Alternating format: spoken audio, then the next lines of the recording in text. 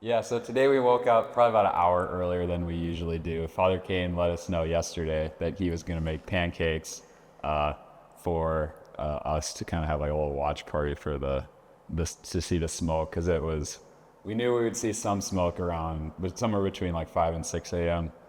We weren't anticipating maybe a conclusion to the conclave at that point, but it was fun to yeah, get up together earlier than we would and just kind of hang out and have some breakfast.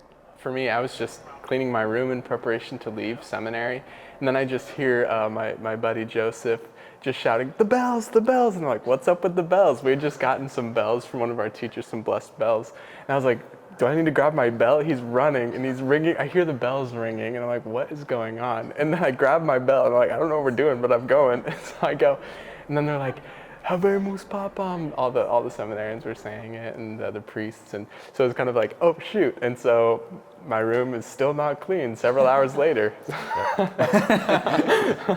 Yeah, it's kind of a really beautiful moment. I mean, I was trying a little bit to imagine like being him, like how surreal that would be to sort of stand in front of your flock. Everyone's watching you, the whole world is watching, Catholics and non-Catholics, and you're like the guy that they're looking to. I think of like Christ looking on the crowds with pity because they're sheep without a shepherd, and we've been like sheep without a shepherd since Pope Francis died, and that's what we're sort of waiting for. And now here he is standing there looking at you and loving the whole world as in the person of Christ for us. And it was just a really beautiful kind of moment.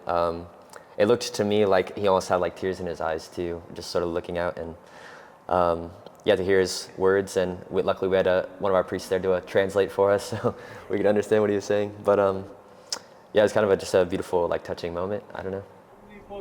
I think Leo's a pretty good name. I don't know. That was exciting to me. Leo the Great, one of the one of the Latin fathers of the church. Sort of in the early centuries of the church, just sort of really kind of like setting up the stage for what the church in the West would look like, which is just huge. And then Leo XIII, recently for class, I'm a senior here, but we read Aeterni Patris, which is one of his encyclicals on sort of recommending the study of St. Thomas in seminaries. And so like we're here and we study a lot of St. Thomas and his philosophy, and a big reason is because of Leo XIII. And so those two sort of connections for me to the name Leo, I was just excited that he chose Leo XIV. Yeah. And we'll see, what that brings. But I don't know. I was excited. Mm-hmm. Yeah, it's been maybe close to 150 years since we've had a Pope Leo. It's interesting it's exciting that he chose that name. Yeah, and I just love the name Leo because it means lion in Latin, and it's just what a name for a leader, what a name for a father. It's exciting.